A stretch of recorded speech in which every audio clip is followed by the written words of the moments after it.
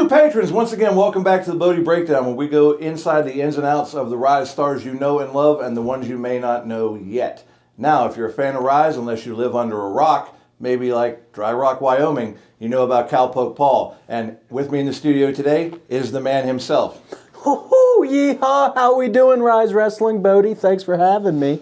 Thanks for being with me, Paul. It's great. We brought you in because everybody knows what you've been doing here. What they might not know, because, again, there's lots of things going on. Wrestling is huge, is all the places you've been. You've been all over. You've been on ROH. You've been on AEW. You've even been in the NWA. So let's talk about that a little bit. Let the people know.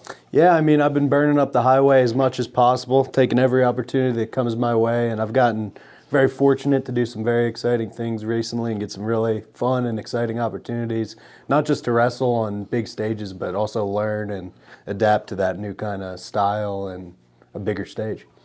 Of course. So when we're talking about bigger stages, we're talking about what your goals are in wrestling. So what are you just trying to be seen? What are you trying to do?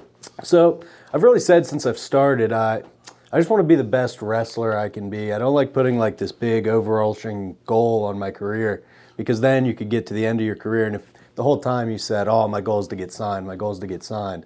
Well, then you could travel across the country and have hundreds of matches against great people, great matches, but you're always going to have that kind of disappointment to it if you get to the end and you never found a contract, and then it kind of sours your career. So I've never tried to put like a big end goal. I've just always said I try to be the absolute best wrestler I can be on every show I'm at. And then if opportunities come, which fortunately recently they have, that's just another piece of it. It's an exciting part. That's just topping on the pie. Yeah. So you started obviously at Ryse. You trained at the Stronghold Training Academy, and now you're finding yourself where so many other Stronghold Academy students have. You know, Lee Moriarty is in AEW.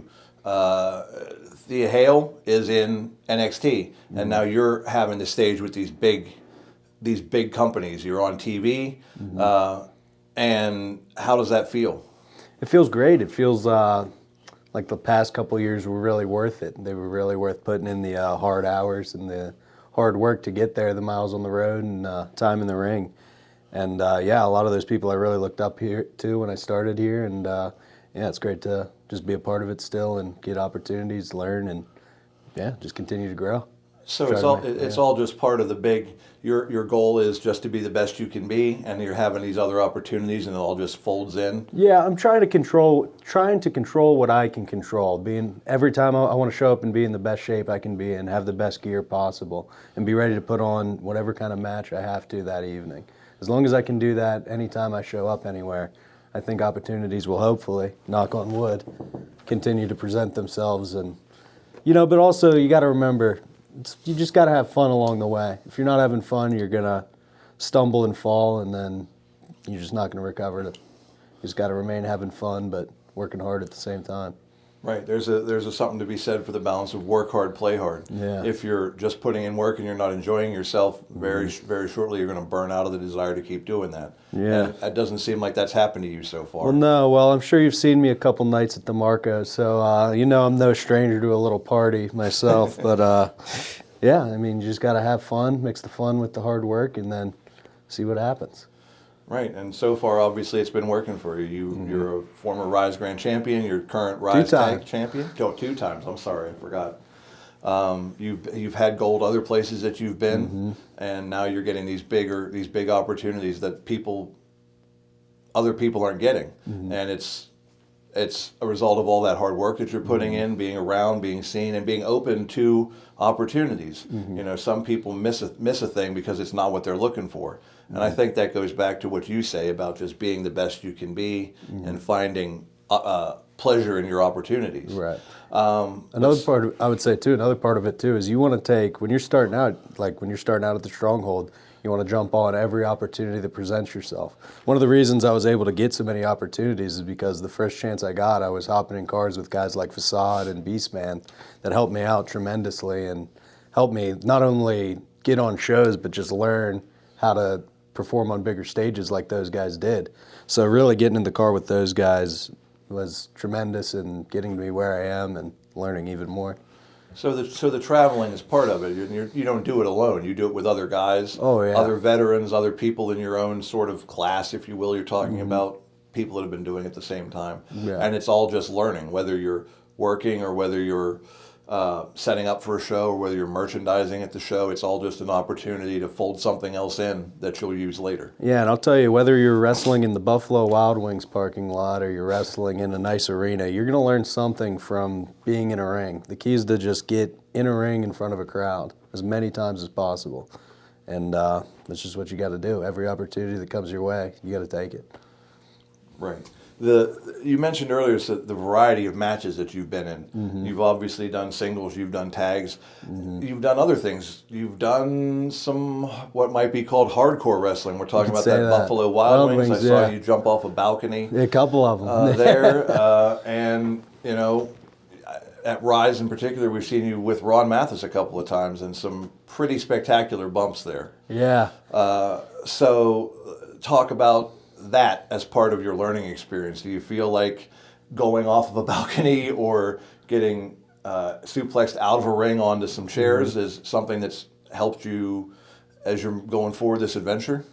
You know, it might sound weird, but I feel like in certain ways people respect you more after doing things like that because you show you're willing to, you know, put your body on the line and do whatever it takes to, you know, impress and show out and win, you know, and you know, some of them didn't feel great the next day, but I don't regret any of them. And, you know, maybe I'll do them again Saturday. Who knows? We'll see what happens. The Saturday that you're talking about is next Saturday, November 8th, when our next event is at the Uniontown Mall. You are in a 6-man Ronnie's Rules match, which saying that out loud sounds insane. We all know what one-on-one Ronnie's Rules matches are like. Mm-hmm. We've seen a 6-man Ronnie's Rules match once before, and it was beyond the pale. Right. How are you feeling going into this one? What are you thinking about? Well, you know, Ron Mathis is undoubtedly, I would say, my greatest rival I've had. We've fought over the Grand Championship, and now we're just going to do it again. And I've won a Ronnie's Rules match before, and I think me, the Gavel, Gianni, we're going to do it again. I'm not afraid of them, and if they want to get nuts, let's get nuts. That's what I got to say. Well, that certainly is, again, we're back to talking about coming off balconies and things. Mm-hmm. So you've obviously done that before. So you have any other thoughts on that as it's coming up, or you've said what you need to say? You know, I'm always scoping out the Uniontown Mall. I didn't see, there's not too much in there to jump off of, but I'm sure I can find something makeshift. Maybe I'll get on top of that Jumbotron. I don't know if they can jump off that, that'll support any weight or not, but maybe we'll see. Gotta come to the show to find out, see what I can jump off of. That's right. So our next event is November 8th. If you haven't seen this, if you've seen this by then, apologies for that. If you haven't, come out. You need to see what's going to happen in this match. He's talking about jumping off the Jumbotron, which nobody's ever done before. So November 8th, Uniontown Mall. Kids under 12 are free for that show, and there's a whole lot of other matches on there besides this craziness. So make sure you don't miss out. Patrons, we always appreciate your support, and we look forward to seeing you not only at that event, but the other ones we have coming up that you've probably heard about. And we'll see you next time on the Bodai Breakdown.